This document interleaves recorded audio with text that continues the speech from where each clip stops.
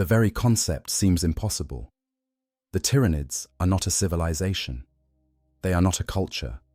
They are hunger incarnate, a living apocalypse that sweeps across the galaxy like a tide of chitinous nightmares, consuming everything in their path. They do not build. They do not create. They do not nurture. They devour. Every planet they touch becomes a lifeless husk, stripped of all biological matter down to the bedrock. The oceans boil away. The atmosphere is sucked dry. Even the microorganisms in the soil are harvested and fed into massive organic towers that pump the slurry of liquefied biomass into waiting hive ships above. This is what the Tyranids are. This is all they have ever been. So how could a human possibly be raised by such creatures? How could something so utterly alien, so fundamentally opposed to the very concept of life as we understand it, ever nurture a human child? The answer is both fascinating and horrifying, a tale that encapsulates some of the darkest aspects of the Warhammer 40,000 universe. Because while the Tyranids themselves cannot and will not raise human children, their vanguard organisms, the genestealers, create something far worse.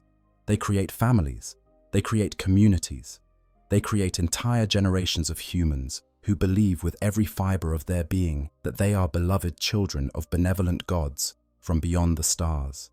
These are the genestealer cults, and to be born into one, to be raised within the psychic embrace of the broodmind, to grow up believing that you are part of something beautiful and holy, only to discover in your final moments that you have been nothing more than a tool to prepare your world for annihilation, is a fate that rivals any torture the cruel galaxy has to offer. This is not a story of being raised by monsters. This is a story of being raised to believe that monsters are angels, that apocalypse is salvation, and that the greatest act of love you can perform is to help orchestrate the death of your entire species. Let us descend into the shadows and uncover what it truly means to be human, raised by Tyranids. The genestealer's kiss, where nightmares begin. The infection begins with what the cults call the genestealer's kiss. It is perhaps the most grotesque perversion of intimacy that exists in the galaxy. A lone genestealer, having somehow reached an inhabited world, emerges from the darkness only on the blackest of nights. These creatures are patient, they are cunning. Unlike the mindless swarms that will follow generations later, genestealers possess considerable intelligence, roughly equivalent to that of predatory pack animals. But they also share a connection to something far greater and more terrible than any single organism could comprehend. When a genestealer selects its first victim, it does not simply kill them. Death would be a mercy. Instead, the creature uses its hypnotic gaze to paralyze the unfortunate soul, rendering them unable to move, unable to scream, unable to do anything but stare into those terrible eyes. Then comes the kiss itself. The genestealer extends a ribbed tube called an ovipositor from its mouth and injects a portion of its own genetic material directly under the victim's skin. The process is violating beyond words, a forced mingling of human and xenos biology at the most fundamental level. But here is where the true horror begins. The victim survives. They wake up the next day with vague memories of the encounter, perhaps attributing their wounds to a fight or an accident. Their conscious mind has already begun to rationalize what happened, to push away the nightmare that visited them in the darkness. Yet deep within their cells, something fundamental has changed. The Tyranid genetic material spreads through their body like a living virus, rewriting portions of their DNA, altering their biochemistry, and most insidiously, changing their mind. Over the course of mere hours, the victim's psychology undergoes a radical transformation. They develop an overwhelming compulsion to find a mate and start a family. This is not a subtle urge. It becomes the dominant thought in their mind, drowning out everything else. They must reproduce. They must continue the bloodline. The genetic imperative planted by the genestealer overrides their normal decision-making processes. And when they do find a partner, when they do conceive a child, that partner becomes infected as well. The taint spreads through intimate contact, through the exchange of genetic material during conception. The curse passes from one person to another like a disease, but unlike any disease humanity has ever known. Most horrifying of all is the psychic component of the infection. The victim becomes connected to the brood mind, a localized psychic network controlled by the genestealer patriarch. This connection fundamentally alters how they perceive reality. They begin to see the genestealer not as a monster, but as a savior, as a holy figure, as a parent. The infected are filled with an overwhelming sense of love and reverence for the creature that violated them. They would die to protect it. They would kill to serve it. And they would sacrifice anything, including their own humanity, to further its goals. When the infected give birth, their firstborn child is not fully human. It is a hybrid, a grotesque mixture of human and genestealer genetics. Under normal circumstances, a parent would recoil in horror at such a creature. They would see it for what it truly is, a monstrous aberration that should not exist. But the brood mind does not allow this. Instead, the infected parents look upon their hybrid child and see only beauty. They see perfection. They see a blessing from their beloved God. The psychic influence is so complete, so total, that mothers will cradle these alien things to their breast and sing them lullabies. Fathers will work themselves to death to provide for these abominations. The infected genuinely, truly, completely love their hybrid offspring with every ounce of parental devotion that humans are capable of feeling. This is perhaps the cruelest aspect of the genestealer infection. It does not simply twist the body. It does not merely corrupt the mind. It perverts the deepest, most fundamental human emotions: love, family, devotion, protection of one's children. All of these beautiful aspects of humanity are weaponized against the infected. They become tools to spread the curse, to build the cult, to prepare the world for consumption. The victims feel that they are doing something righteous.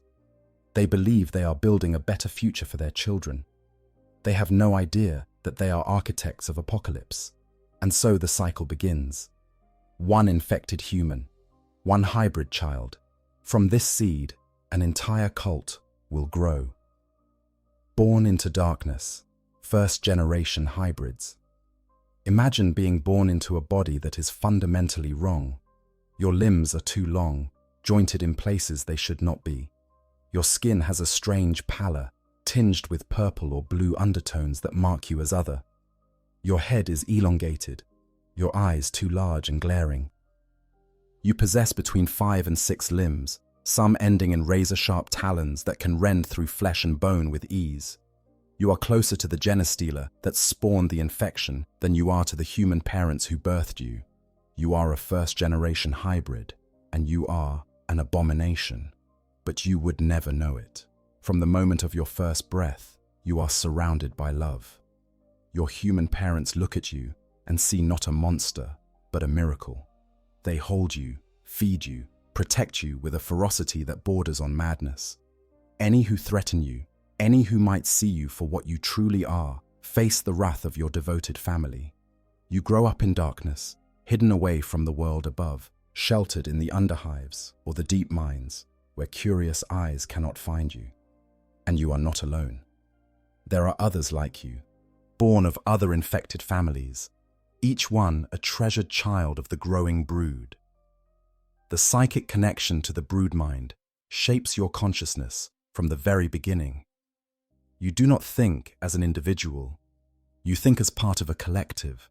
The thoughts, feelings, and desires of the entire cult flow through your mind like a constant river of shared experience. You know, without being told, that the patriarch is the center of everything. You can feel its presence in the depths of your mind, a vast and alien intelligence that loves you, guides you, shapes you. To you, this psychic connection does not feel like a violation. It feels like belonging. it feels like home. As you grow, your physical capabilities become apparent.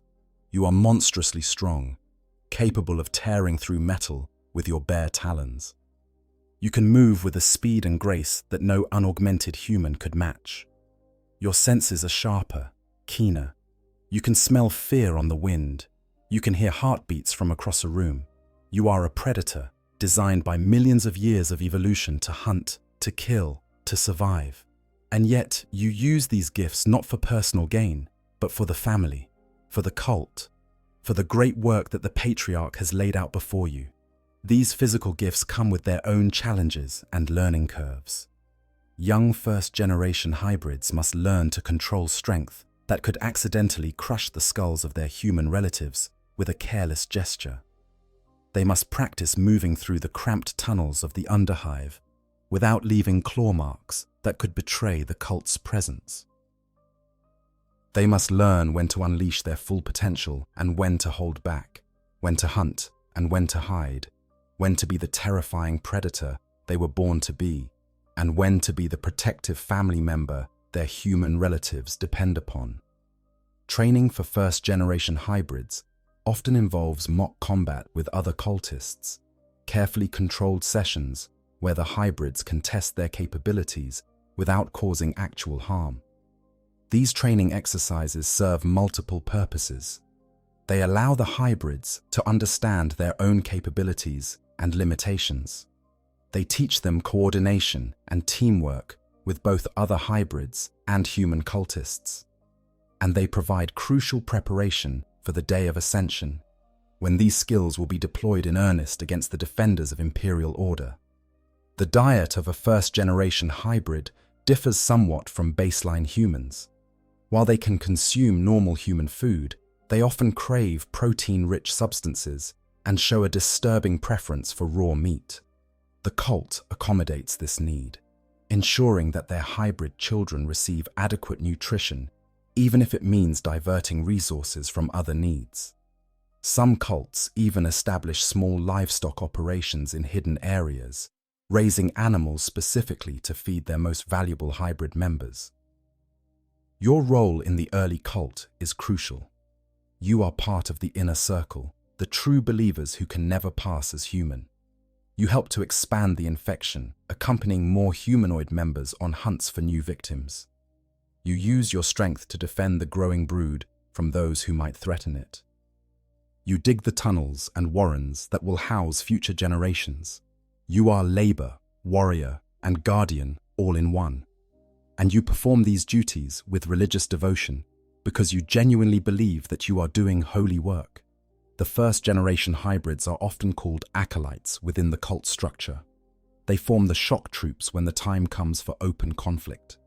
They are the ones who will charge into battle with improvised weapons and mining tools, using their natural talons and superhuman strength to tear through enemy lines. They are utterly fearless, not because they do not understand death, but because they believe that death in service to the patriarch is the highest honor imaginable.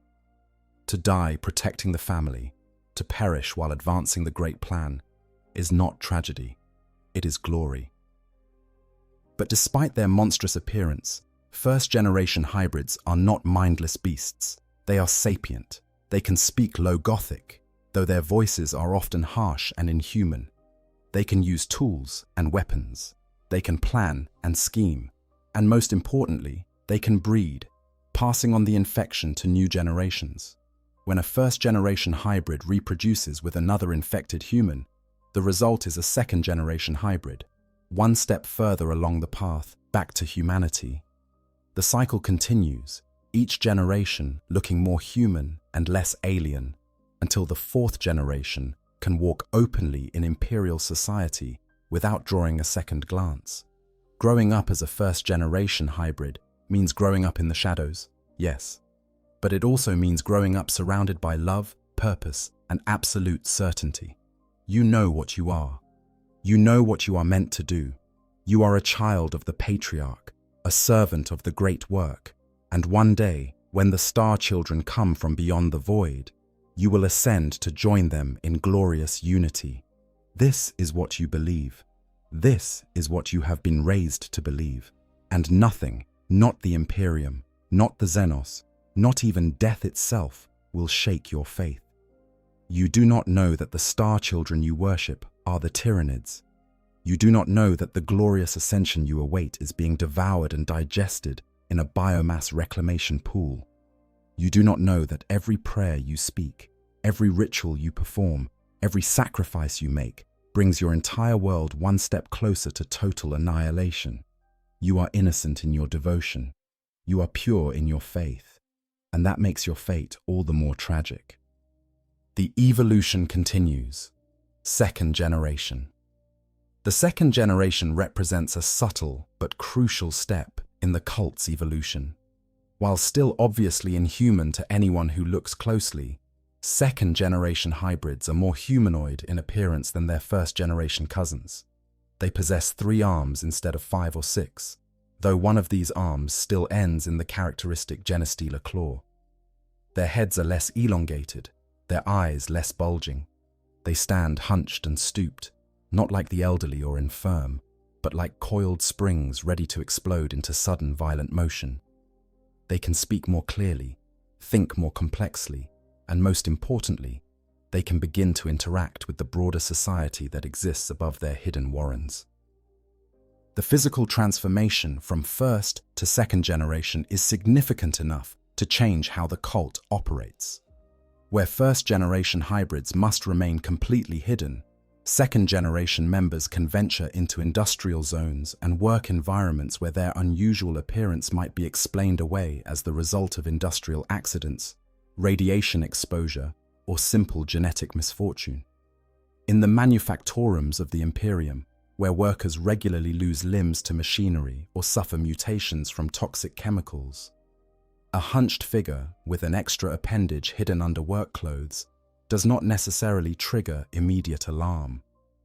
If you are born as a second-generation hybrid, your childhood is still spent primarily in the darkness, but you see more of the world than your first-generation siblings. You are trusted with missions that require more subtlety than brute force. Perhaps you work in the manufactorums, where your uncanny strength and resistance to fatigue allow you to operate heavy machinery that would break a normal human. Perhaps you labor in the deep mines, using demolition charges and excavation equipment with an expertise that seems almost supernatural. Your overseers and foremen might notice that you are strange, that there is something not quite right about you, but in the grinding poverty of the underhive, strangeness is common. Mutation is rampant. So long as you can do the work, so long as you keep your head down, you are tolerated. The second generation forms the industrial backbone of the cult. They are the ones who turn civilian infrastructure into weapons of war. They know how to use industrial equipment, how to repurpose mining charges into improvised explosives, how to convert cargo haulers into armored assault vehicles. They work in the factoriums and foundries, learning the weak points in every system, identifying which power conduits can be sabotaged, which manufactorum complexes can be seized when the time comes. All of this knowledge is fed back through the broodmind, collected by the patriarch and the cult's leadership, woven into intricate plans that span decades. Growing up as a second-generation hybrid means living between 2 worlds. You are alien enough that you must always be cautious, always careful about who sees you and what they see. But you are human enough to move through society, to hold conversations, to build relationships with those who are not yet part of the cult. This dual existence requires a constant state of vigilance. You learn to wear concealing clothes, to keep your clawed hand hidden, to avoid direct eye contact so that people do not notice the hypnotic quality of your gaze. You become an expert at reading social situations, at blending in just enough to avoid suspicion. But even as you navigate the human world, you remain fundamentally connected to the broodmind. Every thought, every experience, every emotion is shared with the collective. You are never truly alone. When you feel fear, the broodmind soothes you. When you feel doubt, the presence of the patriarch fills you with renewed purpose. When you feel loneliness, You remember that you are part of something far greater than yourself. The psychic connection is not a burden to you. It is comfort. It is strength. It is everything. Second-generation hybrids also play a crucial role in spreading the infection. You can pass on the genestealer's curse to new victims, either through direct genetic transfer or by identifying suitable candidates for the patriarch to infect. You move through the lower levels of society, seeking out the desperate, the disenfranchised, the forgotten. These are the people most vulnerable to the cult's promises of hope and salvation. These are the people who, when offered a sense of belonging and purpose, will gladly embrace the infection without ever knowing what they are truly accepting. Your life is one of constant preparation. You stockpile weapons. You map the tunnels beneath the hive cities. You identify escape routes and attack vectors. You recruit new members, some through infection, others through careful indoctrination. You train with improvised weapons, learning to use anything from mining picks to industrial cutters as instruments of war. And through it all, you are sustained by absolute faith in the righteousness of your cause. You are preparing the way for the Star Children. You are building a better future for your family. You are serving something greater than yourself. The second generation also begins to exhibit more complex emotional lives. While still bound to the brood mind, you experience individual thoughts and feelings with greater intensity than the first generation. You form friendships within the cult. You feel pride when you successfully complete a mission. You experience genuine grief when brood members die. You even begin to develop something approaching a personality, quirks and preferences that distinguish you from your siblings. But all of this individuality exists within the framework of absolute loyalty to the cult. Your identity is inseparable from your role as a servant of the patriarch. What you do not realize, what you cannot realize, is that every step you take to strengthen the cult is a step toward dooming your entire world. Every new recruit you bring in is another person who will die when the Tyranids arrive. Every weapon you stockpile will be used to weaken your world's defenses, making it easier for the hive fleet to consume. Every plan you make, every sacrifice you endure, every moment of devotion you feel is in service to an entity that views you as nothing more than useful biomass. But this knowledge is forever beyond your reach. The brood mind will not allow such doubts. The love you feel for the patriarch is too strong. The faith you have in the coming ascension is too complete. And so you continue your work, never knowing that you are helping to orchestrate the greatest tragedy imaginable, the death of your world and everyone on it. The brood mind, a psychic prison of love. To understand what it means to be raised by Tyranids, you must understand the brood mind. This is not merely a method of communication or a tool for coordination. The brood mind is the very foundation of your existence. It is the lens through which you perceive reality. It is the framework within which you construct your identity. It is, in a very real sense, the substance from which your thoughts are made. From the moment of your birth, whether you are a hybrid or a human infected before conception, the brood mind shapes everything you are. The sensation of being connected to the brood mind is difficult to describe in terms that uninfected humans would understand. Imagine feeling the emotions of everyone you care about, constantly, as if they were your own. Imagine knowing, without words, what your family needs, what they fear, what they desire. Imagine a sense of belonging so profound that the very concept of loneliness becomes incomprehensible. This is what the brood mind feels like from the inside. It is not an invasion. It is an embrace. It is home. At the center of the brood mind sits the patriarch, the original genestealer that started the infection. As the cult grows, the patriarch changes. It swells with psychic power, its body becoming larger and more formidable. Its exoskeleton hardens. Its claws elongate. It becomes a physical avatar of the collective will, a living god that channels the desires and needs of every cult member. To you, the patriarch is not a monster. It is the most beautiful being you have ever known. When you think of it, your mind fills with overwhelming love and reverence. It is father and mother, teacher and guardian, the source of all wisdom and all guidance. The patriarch's psychic influence extends to every aspect of your perception. It shapes how you see the world, how you interpret events, how you understand your place in the grand scheme of existence. Most insidiously, it controls what you perceive when you look at other members of the cult. When a human parent, infected by the Genestealer's kiss, looks at their first-generation hybrid child, they should see a monster. The creature has multiple limbs, alien features, a body that is fundamentally wrong. But the broodmind does not allow this perception. Instead, the parent sees a beautiful baby, perfect and precious. They see angelic features where there are only mutations. They see beloved offspring where there is only an alien hybrid. This perceptual warping extends throughout the cult. When you look at the patriarch, you do not see a hulking xenos predator with razor talons and a mouth full of needle teeth. You see a benevolent deity, radiant with grace and wisdom. When you look at fourth-generation hybrids giving birth to fifth-generation pure-strain Genestealers, creatures that are indistinguishable from the alien horror that started it all, you do not see monsters being born. You see adorable infants. You see the next generation of the faithful. You see the continuation of the bloodline.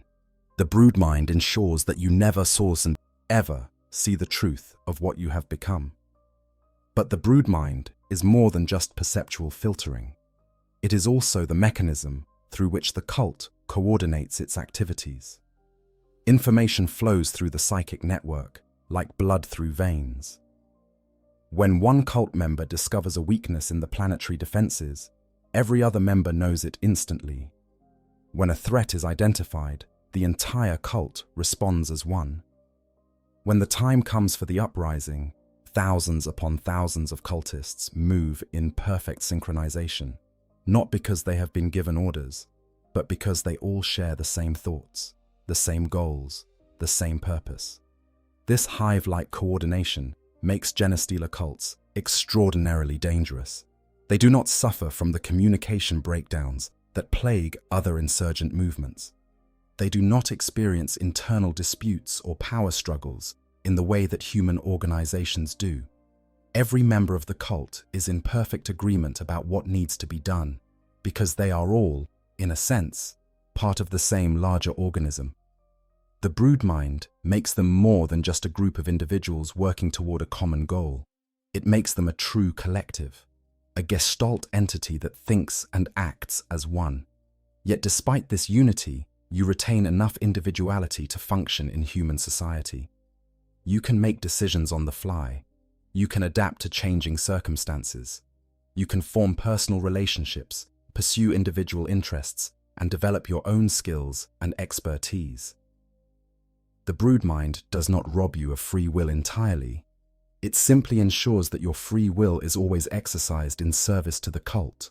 You make choices, but those choices are always aligned with the greater good of the family. You have opinions, but those opinions are always shaped by your absolute loyalty to the patriarch. You are simultaneously yourself and part of something infinitely larger than yourself. For those born into the cult, this state of existence is completely natural. You have never known anything else. The constant presence of other minds sharing your headspace, the feeling of being part of a greater whole, the absolute certainty that comes from knowing exactly what you are meant to do. These are simply facts of life. You would no more question the broodmind than you would question the need to breathe. It is fundamental to your existence, woven into the very fabric of your being. The development of an individual's connection to the broodmind follows predictable patterns. Infant hybrids experience it as pure comfort, an enveloping warmth that shields them from loneliness and fear. As they grow, they begin to distinguish individual presences within the collective, recognizing the psychic signatures of parents, siblings, and close cult members. By adolescence, they can actively communicate through the brood mind, sending thoughts and receiving responses without speaking aloud. And in adulthood, the most gifted individuals learn to manipulate the connection, using it to coordinate complex operations or to provide strategic intelligence to the cult's leadership. The brood mind also serves educational functions that no ordinary human society could replicate. When an experienced cultist perfects a technique for sabotaging Imperial equipment, that knowledge can be shared instantaneously through the brood mind to every other cultist who might need it. When one cell discovers an Imperial patrol route, that information propagates through the network without the need for vulnerable communications that might be intercepted. When the Patriarch experiences a vision or receives guidance from the distant hive mind, every cultist feels its import simultaneously. This collective learning creates a situation where cult members can be extraordinarily skilled without extensive individual training.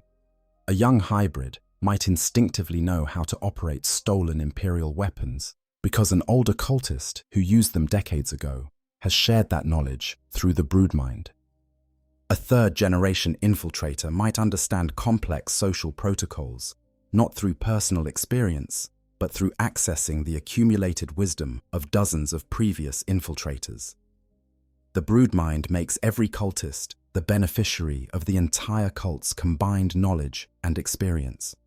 Yet despite this radical sharing of information and emotion, conflicts within the cult are remarkably rare.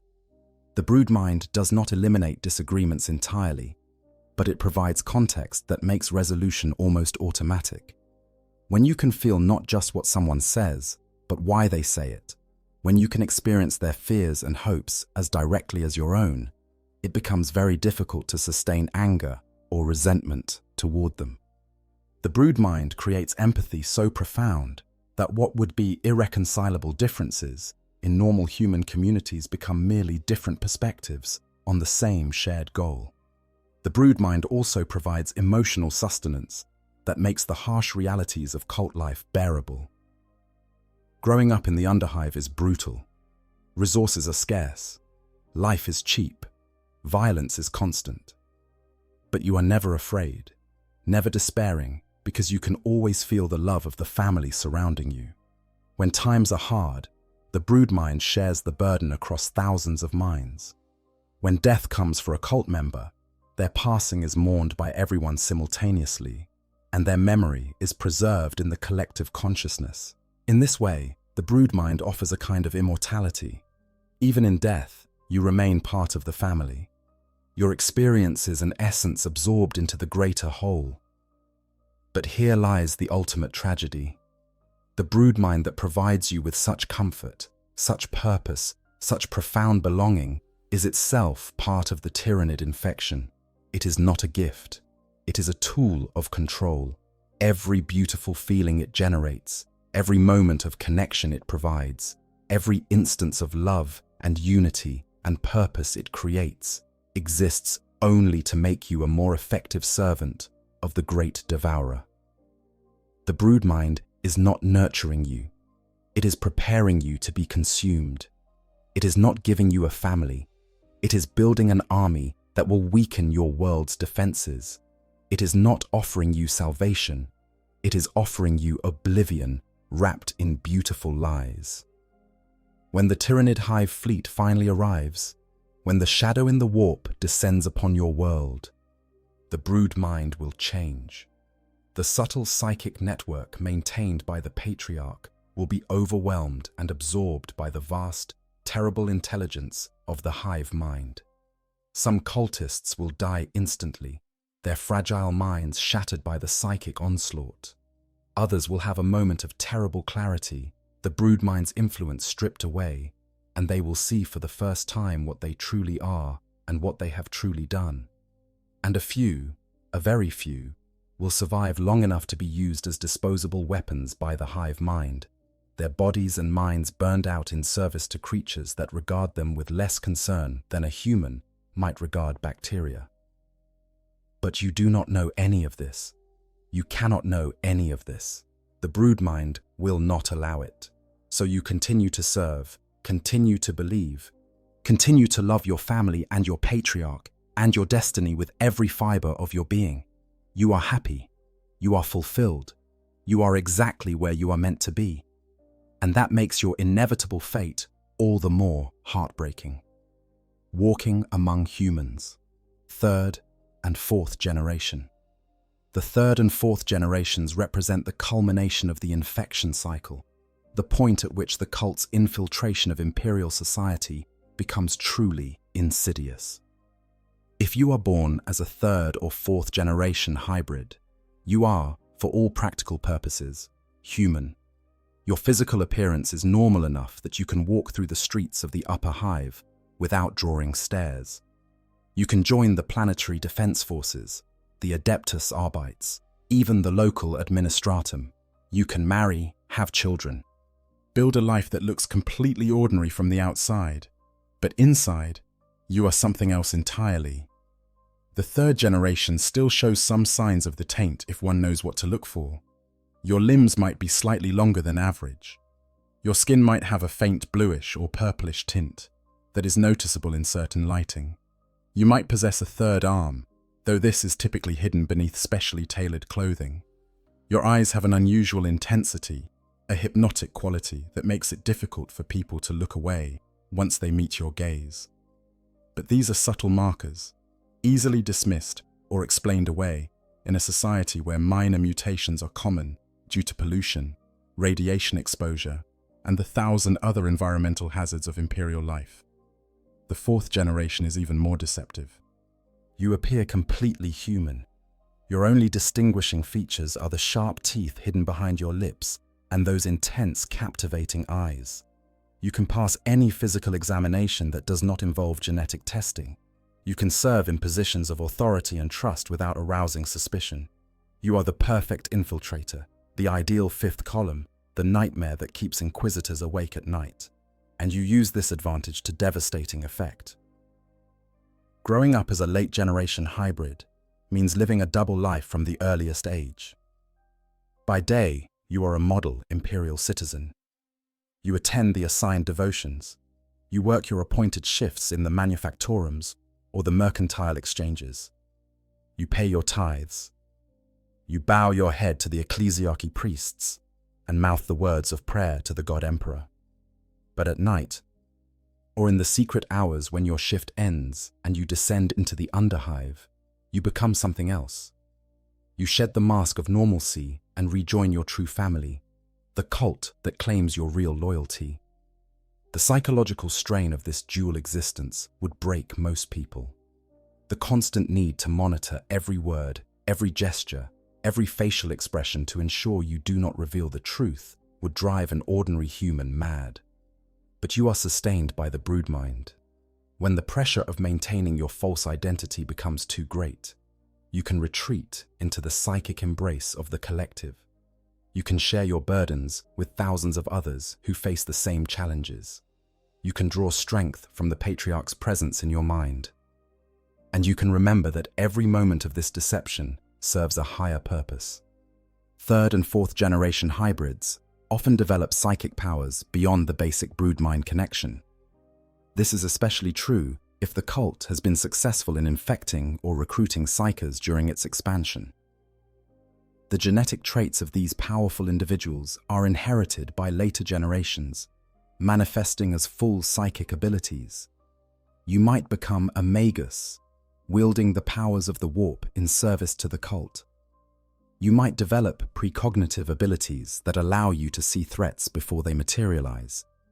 You might learn to project illusions, to cloud minds, to make people forget they ever saw you. These psychic powers make you even more dangerous as an infiltrator. You can convince guards to ignore irregularities. You can make witnesses forget what they saw. You can sense the presence of inquisitorial agents before they identify themselves. You can communicate with other cult members across vast distances without the use of technological vox systems. And perhaps most importantly, you can tap into the patriarch's psychic might, channeling its power to accomplish feats that would be impossible for a human psyker working alone. Your role in the cult is multifaceted and crucial. You are the eyes and ears that watch the upper levels of society. You infiltrate the institutions that govern and control the planet. You identify threats to the cult and neutralize them before they can act. You manipulate events from positions of influence, gradually shifting resources and power toward goals that will benefit the cult. And when the time comes, when the day of ascension finally arrives, you will be perfectly positioned to strike at the heart of Imperial authority. But beyond your tactical importance, you serve a deeper psychological role. You are proof that the cult's vision is achievable. You demonstrate that it is possible to walk in both worlds, to be both human and hybrid, to serve the patriarch while wearing the mask of Imperial loyalty. You embody the cult's ultimate goal, a synthesis of human and xenos, a new form of existence that transcends the limitations of both. Of course, this belief is a lie. There is no transcendence waiting for you. There is only consumption. But you do not know this, and the broodmind ensures you never will. The relationships you form in the Imperial world are complex and troubling.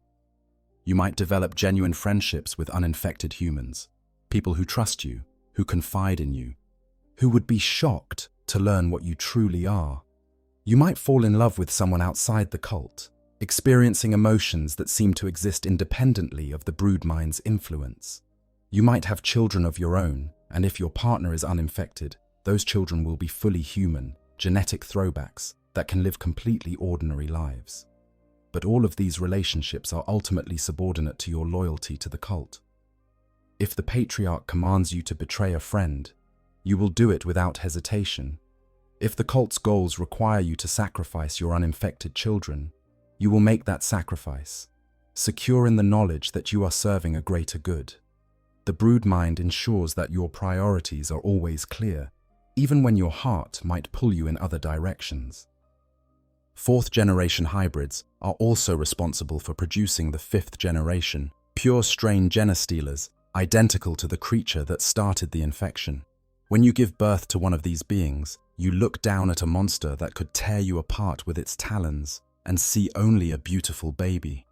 You nurse it, you protect it, you raise it with all the love and devotion that any parent would feel for their child.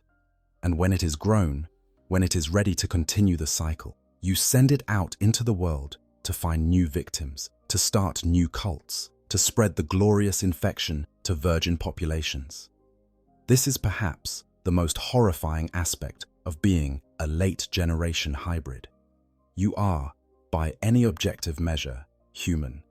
You have human thoughts, human emotions, human dreams and fears and desires. But you have been so thoroughly corrupted by the genostealer curse that you willingly, enthusiastically, joyfully work to spread that corruption to others. You are simultaneously victim and perpetrator, slave and zealot, innocent and guilty.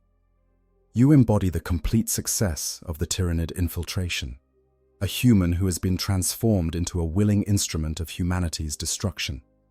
And through it all, you believe you are doing the right thing.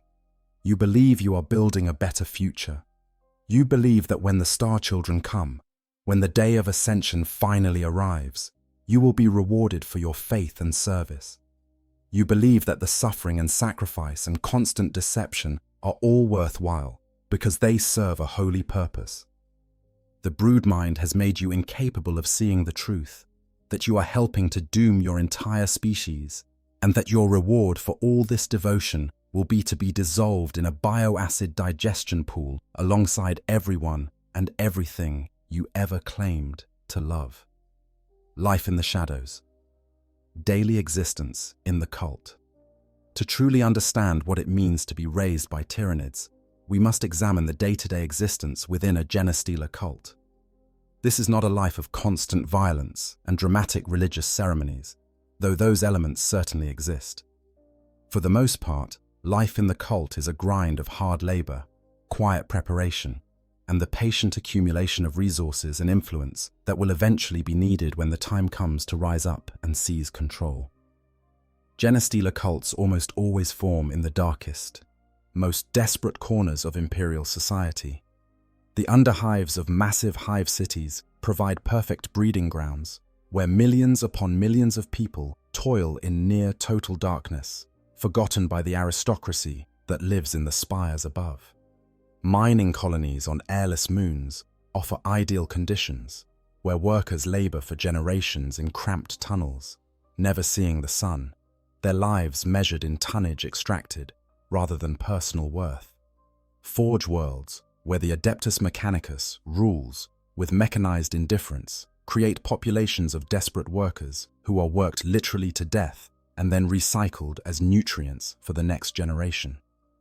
These are the places where the cult finds its first members. These are the environments where promises of hope and salvation fall on the most receptive ears. If you are born into the cult in such a place, your early years are spent in conditions that would horrify citizens of more fortunate worlds. You grow up in cramped warrens carved out of rock or rusted metal. You breathe recycled air that tastes of chemicals and mold. You eat protein paste synthesized from algae and corpse starch. You see the sky, if at all, through grimy skylights or in stolen moments when you venture to the surface under cover of darkness. But despite these harsh conditions, you do not feel deprived. The broodmind provides a sense of community and belonging that makes material poverty bearable. You are surrounded by family, by people who love you and care for your well-being in ways that the Imperium never has and never will. Where the Imperium sees you as expendable labor, the cult sees you as a valued member of a holy cause. Where the Imperium works you until your body breaks and then discards you, the cult nurtures your talents and uses them to advance the great work. Daily life in the cult revolves around 3 interconnected activities: labor, preparation, and worship. The labor is not substantially different from what any imperial worker endures. You work long shifts in dangerous conditions, operating machinery, hauling ore, assembling components in manufactorums. But the cult ensures that this labor serves multiple purposes. You are not just working to meet imperial quotas, you are also learning skills that will be useful when the uprising comes. You are identifying vulnerabilities in the infrastructure. You are positioning cult members in key locations. Every day of honest labor is also a day of intelligence gathering and strategic positioning. The preparation is more deliberate and focused. In hidden chambers deep beneath the surface, the cult stockpiles weapons and equipment.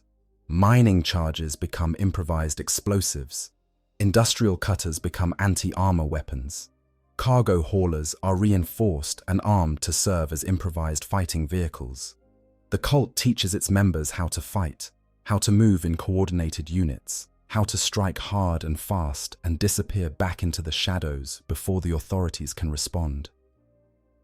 If you are a younger member of the cult, you spend hours in these training sessions, learning from veterans who have been preparing for this moment for decades. The worship is the heart of cult life.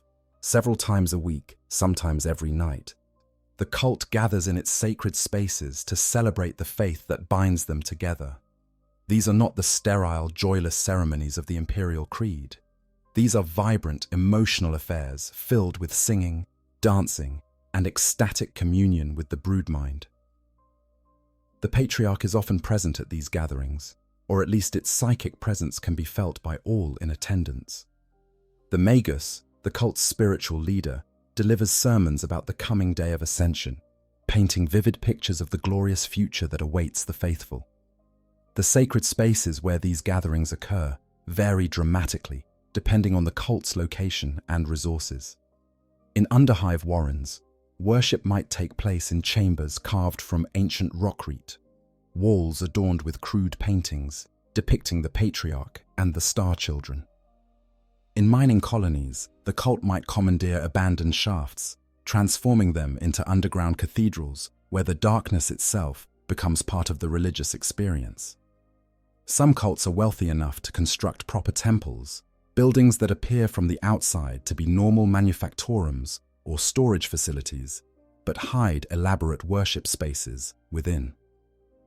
The iconography of cult worship consistently features certain symbols across different gene sects and infestations. The 4-armed figure representing the patriarch appears everywhere. rendered in styles ranging from crude scratches on walls to elaborate sculptures. The diamond shape, representing the four arms extended, becomes a holy symbol equivalent to the imperial aquila. Star patterns representing the Star Children's approach cover floors and ceilings. And always, there are depictions of humans and hybrids in harmony, united in purpose, demonstrating the cult's vision of the perfect society they believe they are building. During these worship sessions, you experience something that most imperial citizens never know: genuine religious ecstasy. The broodmind swells with the collective emotion of hundreds or thousands of cultists, all focused on the same devotional purpose. You can feel the patriarch's love washing over you like warm water. You can hear the psychic song of your brothers and sisters, a beautiful harmony that seems to resonate in your very bones. You speak in tongues, uttering sounds that your conscious mind does not understand, but that carry deep meaning in the language of the broodmind. You dance until exhaustion, losing yourself in the movement, becoming pure devotion unburdened by the weight of individual identity. These gatherings also serve practical purposes. They are where the Magus delivers coded instructions for future operations. They are where new members are initiated into the cult's inner mysteries. They are where disputes are resolved and resources are distributed. They are where the patriarch directly communicates with its most trusted servants, imparting visions of the future that guide the cult's strategy. And they are where children of the cult learn the stories and myths that shape their understanding of who they are and what they are meant to become. The cult's social structure is hierarchical, but not rigidly stratified. At the top sits the patriarch, absolute in its authority. Just below are the Magus and the Primus, spiritual and military leaders respectively, both typically fourth-generation hybrids who can move freely in imperial society.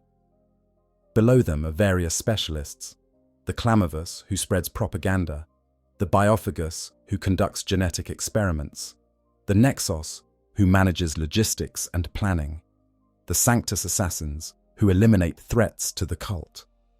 And below them are the rank-and-file cultists, organized into cells and gene sects based on their location and generation. This structure allows for both unity of purpose and flexibility of execution. Every cultist knows their role. Every cultist understands how they fit into the larger plan. But there is also room for initiative and adaptation. If an opportunity presents itself, if a threat emerges, local cells can act independently, confident that their actions will be in alignment with the cult's overall goals, because the broodmind ensures that everyone is thinking in the same direction. Family life within the cult is both beautiful and terrible. Parents genuinely love their children, whether those children are hybrid or human. Siblings form bonds as strong as any in imperial society. But these relationships are always subordinate to the cult's needs. If a child shows particular promise as a fighter, they will be trained for combat, regardless of their parents' wishes. If an adolescent is useful as an infiltrator, they will be sent to the upper hive even if it means years of separation from their family. The cult's needs always come first, but this is not experienced as a hardship because the broodmind ensures that everyone understands and accepts these necessities. Education in the cult is vastly different from what most imperial citizens receive. Instead of mindless catechisms about the God Emperor's glory, you learn practical skills: how to read tactical maps, how to identify weak points in fortifications, how to operate and maintain weapons. You learn the cult's true history, the story of how the patriarch arrived on this world and began the great work.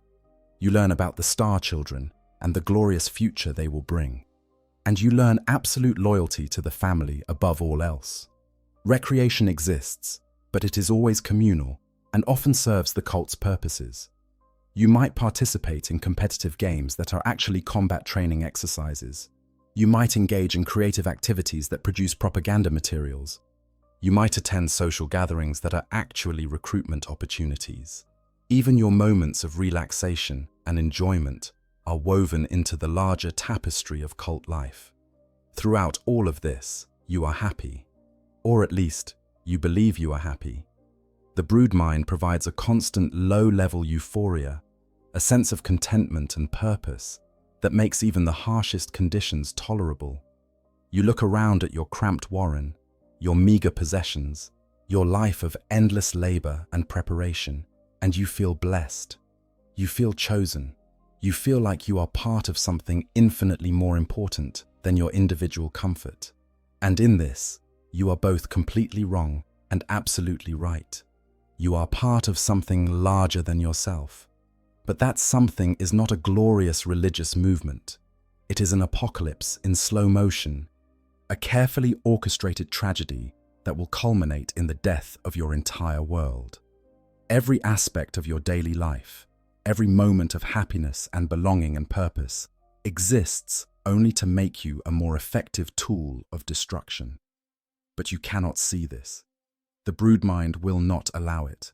So you continue your daily routine, working and preparing and worshipping, utterly convinced that you are building heaven, when in reality you are constructing hell.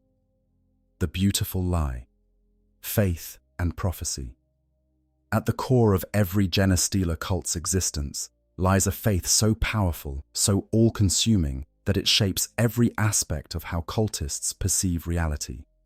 This is not the enforced belief of the Imperial Creed, where citizens mouth prayers they do not understand to a god they have never felt.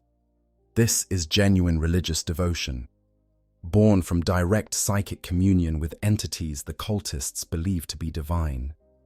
If you are raised within the cult, this faith is not something you choose. It is the foundation upon which your entire worldview is built. The cult's core belief is deceptively simple. The Star Children are coming. They are beings of immense power and beauty who dwell in the void between stars. They have watched humanity for millennia, waiting for the right moment to reveal themselves. And when they finally arrive, they will usher in a new age of unity and transcendence. All who have remained faithful, all who have prepared the way, will be taken up to join the Star Children in a glorious ascension. This is the promise. This is the prophecy. This is the beautiful lie that makes everything else bearable. The cult's religious framework transforms the Tyranid infection into something holy. The Patriarch is not a Xenos predator, but a prophet, a herald sent ahead to prepare humanity for reunion with the divine. The hybrid children born to infected parents are not mutations but blessings, physical proof of humanity's transformation into something greater. The genetic changes spreading through the cult's bloodline are not corruption but purification, the removal of flaws that have held humanity back for millennia. Every aspect of the infection, every element that an outsider would recognize as horrific, is reframed as miraculous. Growing up immersed in this belief system shapes your understanding of the universe in fundamental ways. You learn that the Imperium is not humanity's savior, but its oppressor. The God Emperor is not divine, but a corpse god, a false deity whose priests keep humanity enslaved through fear and superstition. The endless toil, the grinding poverty, the casual brutality of imperial life, all of this is portrayed as evidence of the Emperor's failure. He cannot save humanity. He cannot even save himself. He sits rotting on his golden throne while his subjects suffer and die in his name. But the Star Children offer something better. They offer genuine salvation, not in some distant afterlife, but here and now. They offer unity, not the forced conformity of imperial doctrine, but true connection through the broodmind. They offer transformation, not into mindless servitors or battle-scarred soldiers, but into something transcendent and beautiful. This is the cult's central promise, and it is delivered with such conviction, such obvious sincerity, that it becomes impossible to doubt. The cult's theology incorporates elements of the Imperial Creed, twisted into new meanings. The Emperor is acknowledged, but only as a failed experiment, an early attempt at human evolution that went wrong. The saints of the Imperial Church are reinterpreted as proto-hybrids, individuals who touched the Xenos divine and were transformed by it. The ecclesiarchy's promises of salvation through suffering are revealed as lies, designed to keep the masses compliant while the aristocracy lives in luxury. Every imperial doctrine is deconstructed, examined, and rebuilt to serve the cult's narrative. The Magus, the cult's spiritual leader, is central to maintaining and propagating this belief system. Typically, a fourth-generation hybrid with powerful psychic abilities, the Magus serves as the voice of the patriarch and the interpreter of visions sent by the Star Children. During worship services, the Magus delivers sermons that blend religious fervor with practical guidance. They speak of the signs that indicate the Star Children's approach: increased instability in the warp, sightings of strange creatures in the void, prophetic dreams shared among the faithful. They interpret current events as fulfillment of prophecy, showing how every imperial setback is a sign that the old order is crumbling and the new age is approaching. If you are fortunate enough to receive visions directly from the patriarch or the distant hive mind, you experience something that completely validates the cult's teachings. You see images of vast, beautiful bioships sailing through space, organic cathedrals that dwarf the greatest human constructions. You see beings of terrible beauty, perfect predators that move with grace and power beyond anything human. You see your world transformed, not into the lifeless husk it will actually become, but into a paradise where all suffering has ended and all people live in perfect unity. These visions are so vivid, so emotionally powerful, that they leave no room for doubt. You have seen the future. You know what is coming, and it is glorious. The cult develops elaborate rituals and ceremonies to celebrate important milestones in the journey toward ascension. When a cultist is first infected, there is a ceremony of welcome, where the broodmind fully embraces them, and they experience communion with the patriarch for the first time. When hybrid children are born, there are baptisms where the infant is presented to the congregation and blessed. When young cultists come of age, there are initiations where they learn deeper mysteries of the faith and receive their first sacred missions. And always, there are celebrations anticipating the day of ascension, rehearsals for the moment when the Star Children will finally arrive. The cult also develops its own sacred texts, usually recorded in crude journals or painted on the walls of worship chambers. These texts describe the early days of the cult, the arrival of the patriarch, the first infections, and the first hybrid births. They contain prophecies allegedly spoken by the patriarch in moments of deep communion. They include hymns and prayers that celebrate the Star Children and the transformation they will bring. And they contain practical wisdom about how to survive in imperial society while remaining true to the cult's values. One of the most insidious aspects of the cult's belief system is how it reframes rebellion against the Imperium as a righteous cause. The cult portrays itself not as traitors, but as freedom fighters, as liberators who will end the tyranny of the aristocracy and the priesthood. And in many ways, this portrayal is not entirely false. The Imperium is brutal and oppressive. The aristocracy does exploit the working classes without mercy. The ecclesiarchy does use faith as a tool of control. So when the cult promises to overthrow these structures, when it offers hope for a better world, it is offering something that many people genuinely want. This is what makes the cult's deception so tragic. The cultists are not wrong to want change. They are not wrong to seek freedom from oppression. They are not wrong to dream of a better future. They are only wrong about who will deliver that future and what form it will take. They believe they are fighting for liberation when they are actually fighting for annihilation. They believe they are building paradise when they are actually building a slaughterhouse. And they will never, ever realize their mistake until it is far too late. The cult also teaches that those who die in service to the cause have not truly perished. Through the broodmind, their essence continues to exist within the collective consciousness.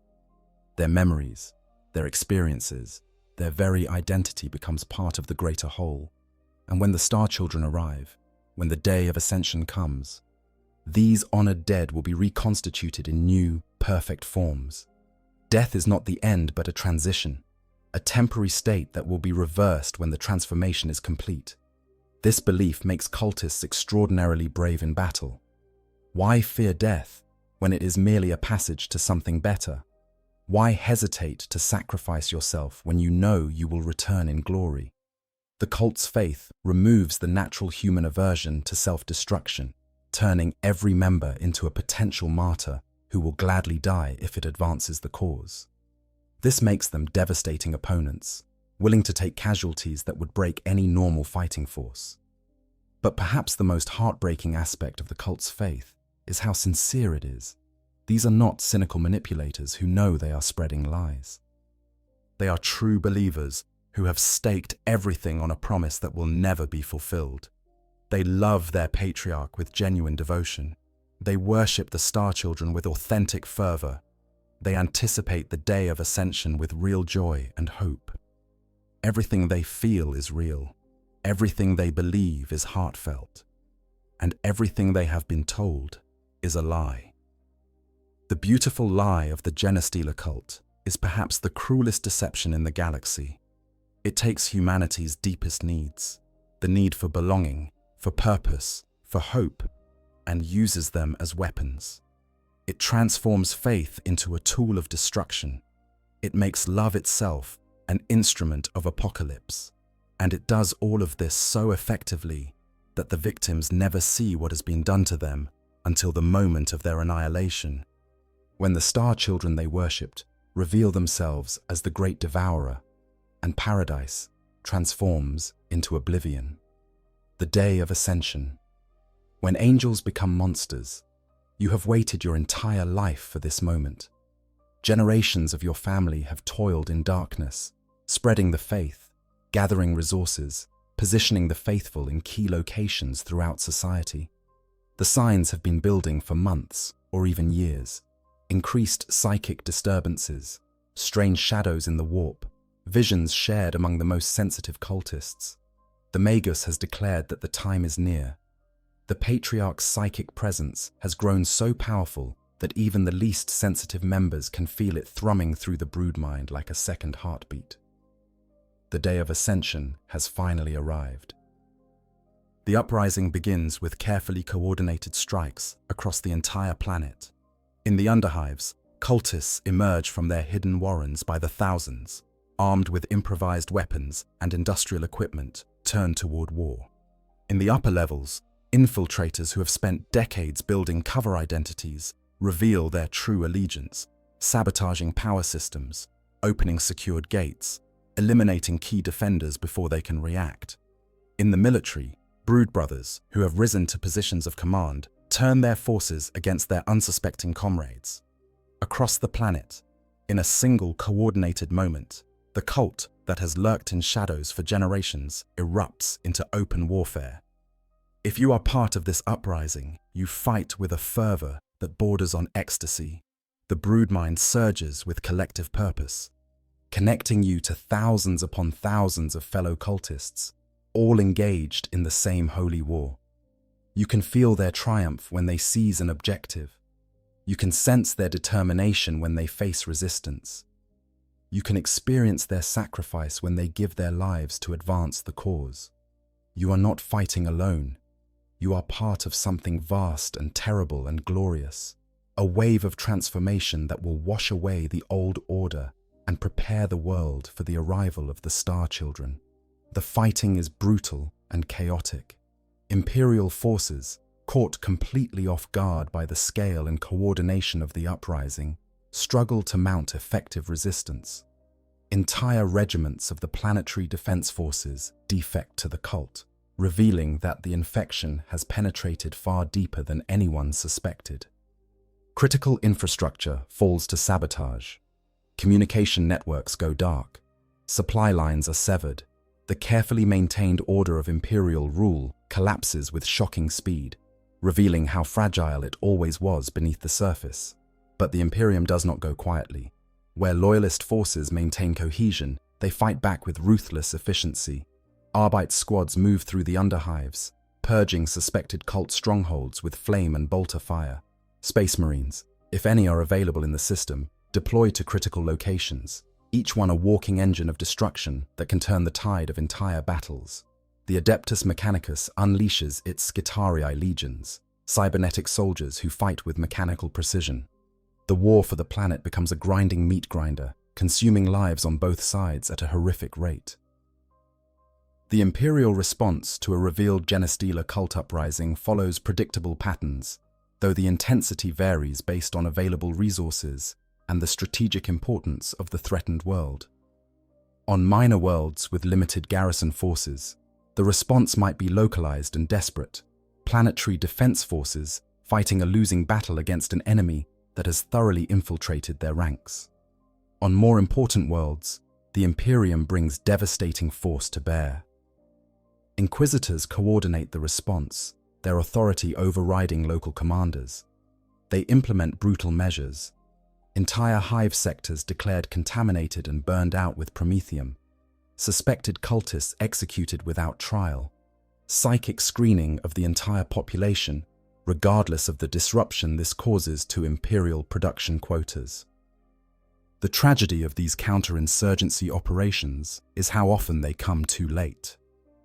By the time the cult reveals itself through open warfare, it has typically achieved such deep penetration of planetary society that rooting it out would require destroying the very infrastructure the Imperium seeks to save. Governors face impossible choices. Authorize the destruction of vital manufactorums to eliminate cult strongholds. Knowing this will cripple the planet's ability to meet its tithes for decades. Or allow the cults to retain their fortified positions, hoping to contain them until reinforcements arrive. There are no good options, only degrees of catastrophe. Through it all, you believe you are winning. Even when cult positions are overrun, even when hundreds die to gain a single kilometer of ground, you believe this is all part of the plan. The broodmind sustains you with visions of the star children growing ever closer. The patriarch's psychic voice thunders through your mind, urging you forward, promising that salvation is at hand. You look to the sky, waiting for the moment when the divine beings you have worshipped your entire life will finally reveal themselves. And then they arrive. The first sign is the shadow in the warp. This psychic phenomenon begins subtly, like a pressure in the back of your mind that slowly builds to crushing intensity. It feels wrong in ways you cannot articulate. The brood mind, which has been a constant presence in your consciousness since birth, begins to distort and change. The familiar thoughts and emotions of your fellow cultists become difficult to sense. The patriarch's reassuring presence grows distant and strange. Something vast and terrible is approaching, something so psychically powerful that it drowns out everything else, like a sun overwhelms candlelight. The shadow in the warp is unlike any psychic phenomenon known to humanity. It is not simply a powerful psychic presence, but rather a vast hole in the fabric of reality where the warp should be. The Tyranid hive mind's consciousness is so alien, so fundamentally different from anything evolved in this galaxy, that it creates a distortion field around itself. This field interferes with all psychic communication and warp travel within light years of a hive fleet's position. For those with psychic sensitivity, the shadow's arrival is torture. It begins with nightmares, visions of endless hunger given terrible form. Psychers wake screaming, clawing at their own eyes, babbling about voices that speak in harmonies of consumption. Those without proper training lose all ability to control their powers. Spontaneous phenomena erupt throughout the cult's ranks as untrained psychics suddenly find themselves channeling energies they cannot comprehend. Some burst into flames, others age decades in moments. A few simply vanish, translated into the warp without the protection that normally shields travelers from that realm's horrors. The planet's astropaths die screaming. Those with psychopotential who have not been trained to control their abilities begin to go mad, clawing at their own eyes, gibbering about voices that speak in harmonies of hunger. The warp itself seems to recoil from the approaching presence. Ships attempting to enter or leave the system find themselves unable to translate into the warp. The planet is isolated, cut off from the rest of the Imperium, trapped in a bubble of psychic distortion that grows stronger with each passing hour. And then you see them. Bioships begin appearing in orbit, vast organic constructs that dwarf the largest Imperial vessels. They do not move like normal ships. They undulate through space with a terrible alien grace, propelled by methods that defy human understanding. Their hulls are not metal, but living chitin and bone, covered in spines and protrusions that serve purposes you cannot begin to guess. They number in the hundreds, then thousands, then tens of thousands, until the sky itself seems to be filled with them. For a moment, you experience pure joy. The Star Children have come. The prophecy is fulfilled. Ascension is at hand. You fall to your knees, tears streaming down your face, hands raised to the sky in worship and welcome. All around you, fellow cultists do the same, their voices raised in songs of praise that echo through the broodmind. This is the moment you have been waiting for. This is the moment your entire life has been building toward. Then, the spore clouds begin to fall. The bioships in orbit release massive quantities of biological payloads into the atmosphere. These are not the glorious ambassadors you expected. These are mycetic spores, organic drop pods filled with warrior organisms bred for one purpose: to kill and consume. They rain down upon the planet's surface by the millions, impacting with enough force to create craters, splitting open to disgorge swarms of creatures that immediately begin hunting anything that lives. The larger organisms follow: Tyranid warriors, carnifexes, hive tyrants, an endless variety of bioforms, each perfectly adapted for slaughter.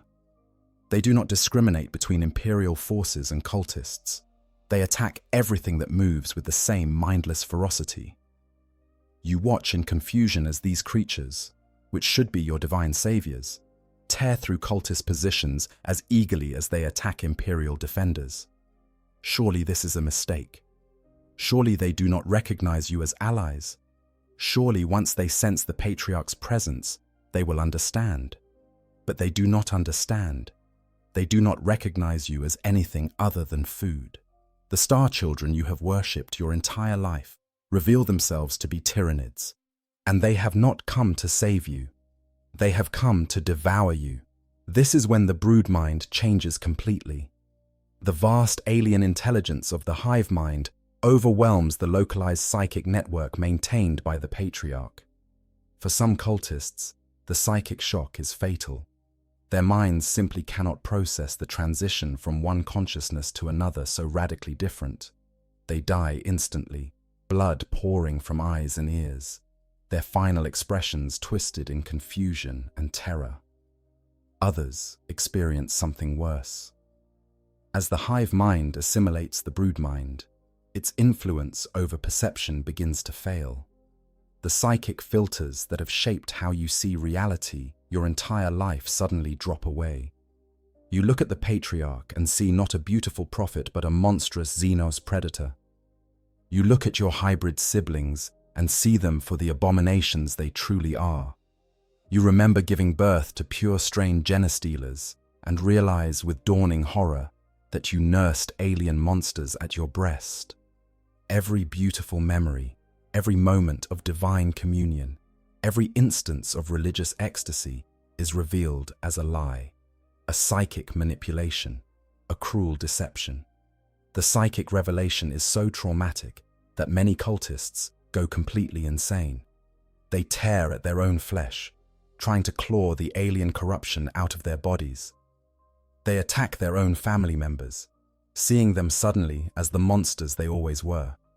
They scream prayers to the God Emperor, begging for forgiveness from a deity they spent their lives denouncing. The psychological devastation is total and absolute. Everything they believed was a lie. Everything they fought for was meaningless. Everything they sacrificed was in service to their own destruction. But some cultists do not die and do not go mad. These unfortunate souls survive the psychic transition with their minds intact, and they become puppets of the hive mind. The same psychic connection that once bound them to the patriarch now binds them to something infinitely larger and more terrible. They feel the hive mind's presence in their consciousness, a vast alien intelligence that regards them with complete indifference. They are tools to be used until they break, then discarded without a second thought. The hive mind drives these surviving cultists forward with ruthless efficiency. It pushes their bodies beyond human limits, forcing them to fight harder and faster than should be possible. It burns through their bioenergy like fuel in a furnace, using them to shield more valuable Tyranid organisms from enemy fire. Every moment under the hive mind's direct control is agony, a violation so profound that death would be a mercy.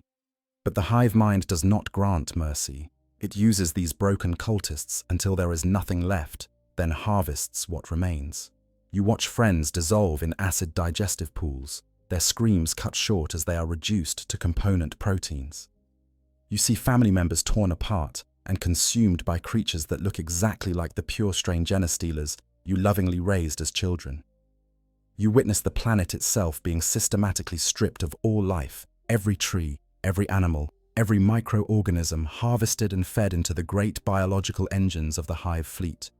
The beautiful future you were promised transforms into a nightmare of consumption and death. In your final moments, if you are lucid enough to think at all, you might understand the full scope of the tragedy. You were never going to ascend to join the Star Children. You were always meant to be consumed. The Patriarch was not a prophet, but a scout, a vanguard organism sent to prepare worlds for easier consumption. The broodmind was not divine love, but a control mechanism. The beautiful religious experiences you treasured your entire life were psychic manipulation designed to make you a more effective tool of your own species' destruction. You were raised by Tyranids, but not in any sense that implies care or nurture. You were cultivated like livestock, fattened and prepared for slaughter. Every moment of happiness you experienced in the cult existed only to make you more useful to the great devourer. Every sacrifice you made, every hardship you endured, every moment of devotion and faith and love served only to bring about this moment. Your consumption and the consumption of everything you ever knew or cared about.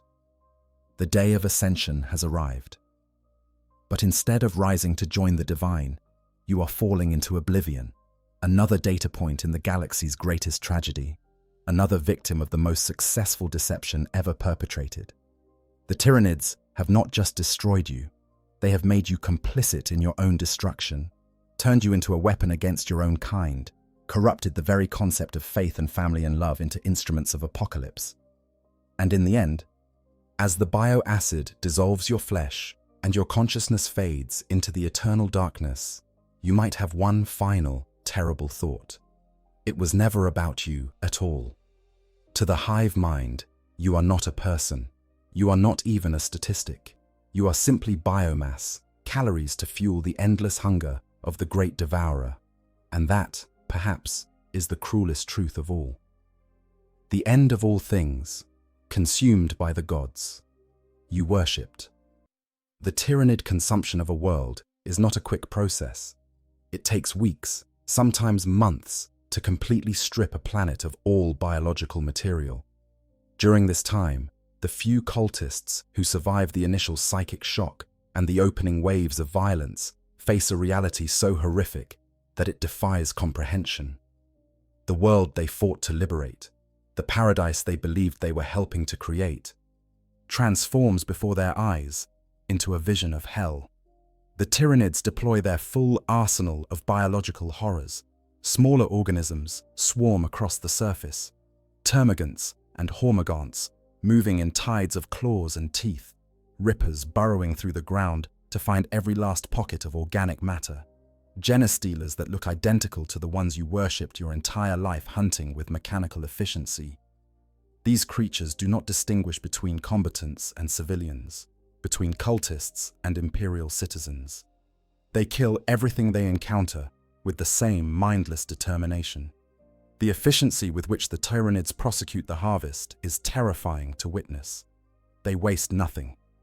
Every fallen organism, whether Tyranid, cultist, or Imperial defender, is collected and processed.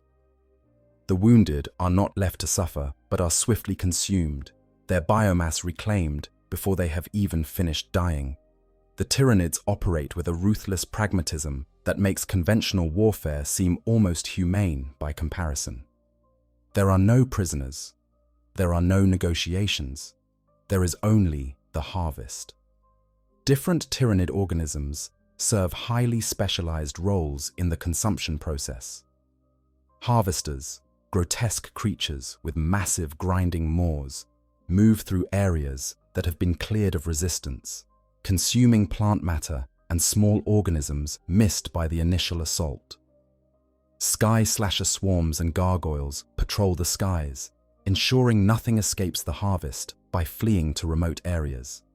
Lictors hunt down isolated survivors with the patience of apex predators. Ravenors burrow through the earth, collapsing underground bunkers and flushing out those who thought the depths might protect them. Every niche, every possible refuge, every last hiding place is systematically identified and exploited. The larger creatures serve more specific purposes. Carnifexes and Tyrant Guard smash through fortifications that still hold out against the assault. Hive Tyrants and Tyranid warriors serve as synaptic nodes, directing the swarms with precision that no human commander could match. Zoanthropes unleash psychic devastation upon any concentration of resistance. Biovores lob explosive spore mines that blanket entire city blocks in acidic death. The Tyranid arsenal is vast and terrible, each organism perfectly designed for its role in the harvest. But the true horror comes from the consumption infrastructure. Massive biological towers called capillary towers begin growing across the planet's surface, erupting from the ground like monstrous trees. These structures serve as collection and processing centers for the biomass harvest. Smaller Tyranid organisms drag corpses and still-living victims to reclamation pools at the base of these towers. Bioacid baths that dissolve flesh and bone into liquid nutrient slurry. The towers then pump this slurry skyward through massive organic tubes, feeding it to the bioships waiting in orbit. If you survive long enough to witness this process, if you see the capillary towers rising from the ruins of your cities, if you watch your fellow cultists being dragged screaming toward the reclamation pools, you begin to understand the full magnitude of what you have helped to create.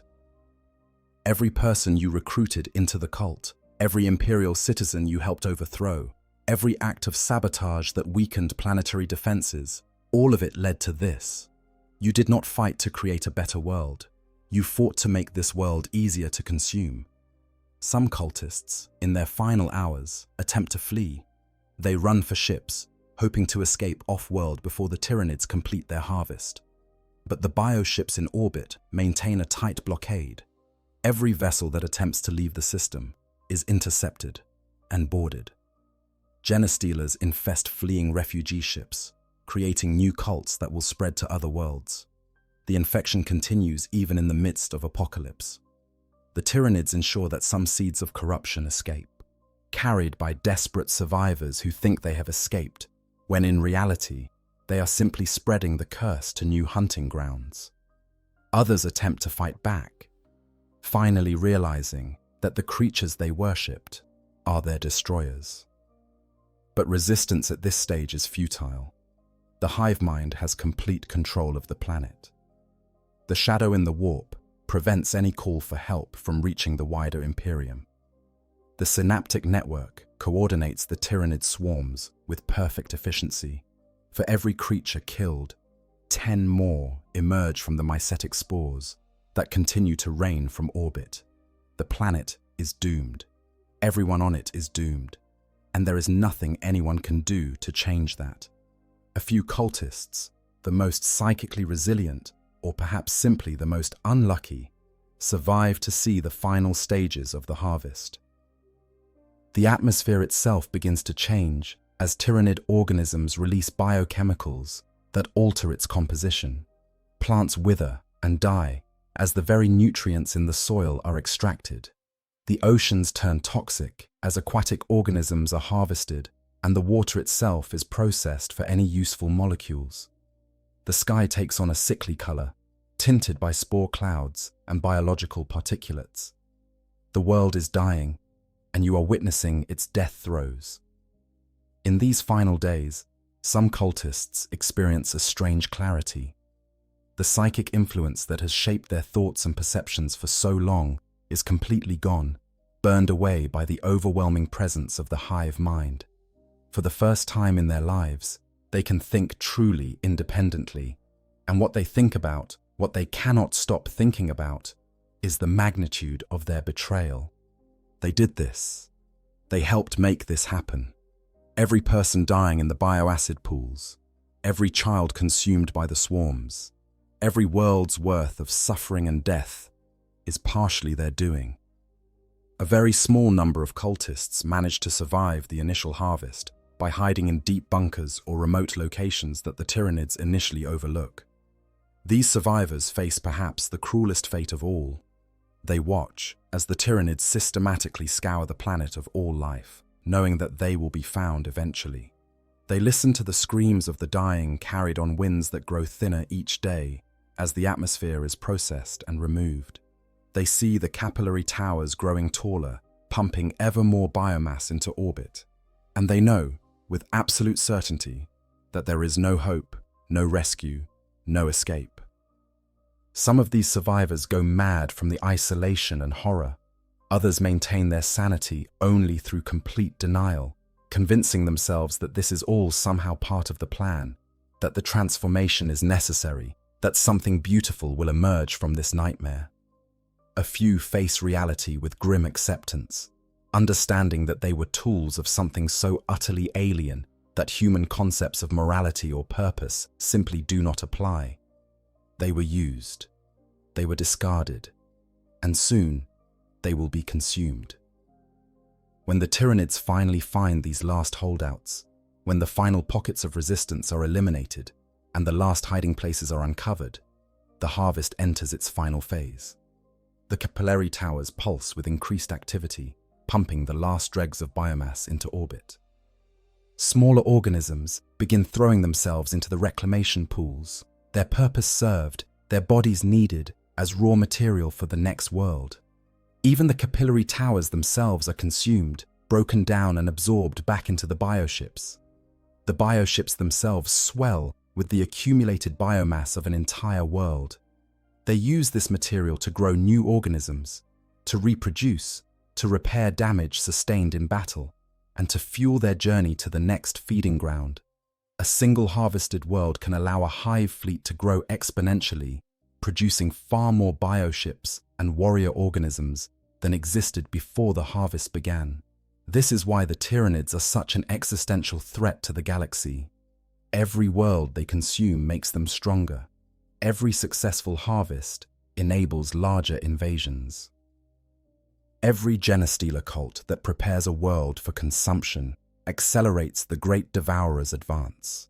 When the harvest is complete, when every last trace of organic matter has been extracted, the bioships depart. They leave behind a dead world, a lifeless rock, stripped bare of everything that once made it capable of supporting life. The atmosphere is gone, the oceans are gone, the forests and jungles and grasslands are gone. The cities stand as empty husks, monuments to the civilization that once existed here. The only sound is the wind whistling through abandoned streets, and even that will fade as the remaining atmosphere dissipates into space. If any cultist could somehow survive to see this final state, if they could look upon what their faith and devotion had wrought, they would see the ultimate truth of the Tyranid infection. There was never any ascension. There was never any union with the divine. There was only hunger, vast and terrible and eternal. The Star Children were a lie. The Patriarch was a tool of that lie. The broodmind was a mechanism to make the lie believable. And you, raised from birth to believe in something beautiful, to fight for something holy, to sacrifice everything for a glorious future, were simply cattle being led to slaughter. This is the fate of every successful Genestealer cult. This is the end that awaits every cultist who helps prepare a world for the Tyranid harvest. There are no exceptions. There are no rewards. There is only consumption, oblivion, and the terrible knowledge, in those final moments before death, that everything you believed was a lie and everything you worked for was your own doom. And somewhere in the void between stars, the hive mind continues its inexorable advance, driven by hunger that can never be satisfied, creating new cults on new worlds that will doom new populations to the same tragic fate.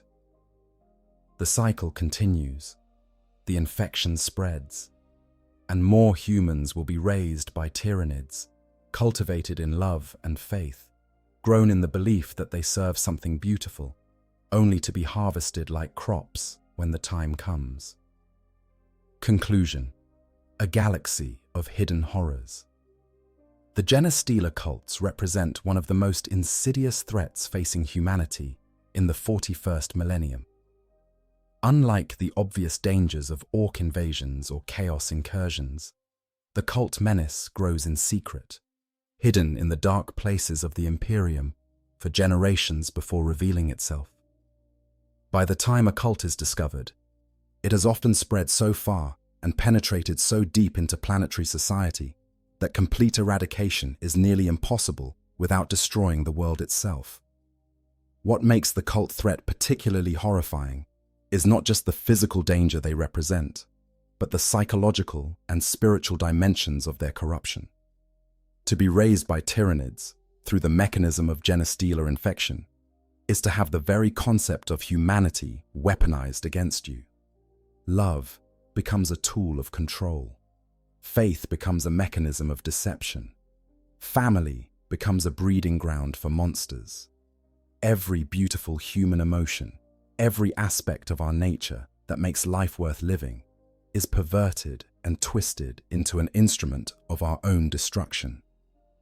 The tragedy of the Genestealer cultist is that they are both victim and perpetrator. They did not choose to be infected. They did not ask to be born as hybrids or into families corrupted by the Tyranid taint. They are innocent in that sense, casualties of a war they did not start and could not have prevented. But they are also guilty, willing participants in the doom of their own species, active agents working to weaken humanity's defenses and prepare worlds for consumption. This duality makes them uniquely tragic figures in the grim darkness of the far future. Perhaps the most disturbing aspect of the Genestealer cult phenomenon is how widespread it has become. The Inquisition's best estimates suggest that thousands, possibly tens of thousands of imperial worlds harbor active cult infestations. Some of these are small, consisting of only a few dozen infected individuals hiding in underhive warrens. Others are massive, numbering in the billions, having infected entire planetary populations over the course of centuries. And these are only the cults that the Imperium knows about. How many more lurk undiscovered, growing in strength, waiting for their day of ascension? The cults also represent a fundamental indictment of the Imperium itself. They thrive in conditions of desperation and oppression. They grow strongest among populations that have been ground down by centuries of exploitation and neglect. When the cult offers hope, when it promises an end to suffering, when it provides a sense of community and belonging that the Imperium has never offered, is it any wonder that people embrace it? The cults exploit real grievances, real injustices, real failures of imperial governance. They take the righteous anger of the oppressed and channel it toward apocalyptic ends. This creates a terrible irony. In many ways, the cultists are right to rebel against the Imperium. The Imperium is brutal, corrupt, and unjust. It does grind billions of people into dust to fuel its endless wars. It does value human life only as a resource to be exploited. It does maintain order through fear and oppression rather than justice or compassion. The cultists who fight against this system, who dream of something better, who sacrifice themselves for the hope of a brighter future, are motivated by genuinely noble impulses. They are simply directing those impulses toward the worst possible end. For those born into a Genestealer cult, there is no escape. The broodmind's influence is too strong. The psychic connection to the patriarch is too fundamental to their consciousness. They cannot see the truth of what they are because the very mechanisms they would use to perceive that truth have been corrupted. They are trapped in a beautiful lie, and they will remain trapped until the moment of their death, when the lie shatters and reveals the horror underneath. Yet even in this darkness, even in this tale of complete and utter tragedy, there is a lesson worth learning. The Genestealer cults show us what happens when we allow desperation to take root, when we create societies so unjust that people would rather embrace alien gods than continue living under human rule. They show us the danger of letting faith go unexamined, of accepting beautiful promises without questioning their source or their cost. And they show us that the greatest threats often come not from obvious enemies, but from those we love and trust, corrupted into weapons against everything we hold dear. The galaxy is vast beyond human comprehension. Within it, countless hive fleets drift through the void, each one containing billions upon billions of Tyranid organisms, all driven by the same insatiable hunger. And ahead of each hive fleet, scout organisms spread through space, finding new worlds, starting new cults, beginning the cycle of infection and preparation that will ultimately doom those worlds to consumption. The Great Devourer is coming. It has been coming for millennia, and with every world it consumes, it grows stronger, more numerous, more unstoppable. To be human in the 41st millennium is to face an endless array of existential threats. Chaos seeks to corrupt your soul. Orcs seek to destroy you for sport. The Elder view you as barely evolved apes. But the Tyranids are perhaps the most terrifying of all, because they do not hate you, or despise you, or wish to corrupt you. They simply wish to consume you. You are food, you are biomass, you are calories to fuel their endless expansion. And they will use every possible method, including your own love and faith and hope, to make your consumption as efficient as possible. The Genestealer cults are that method made manifest. They are the ultimate expression of the Tyranid hunger, the most insidious weapon in the Great Devourer's arsenal.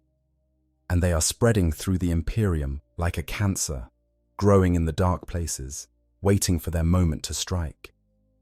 How many are out there right now? In how many hive cities and mining colonies and forge worlds? How many millions of people are living their lives, working and loving and raising families, completely unaware that they are infected, that their children are hybrids, that they are helping to prepare their world for annihilation? We cannot know. The Imperium cannot know.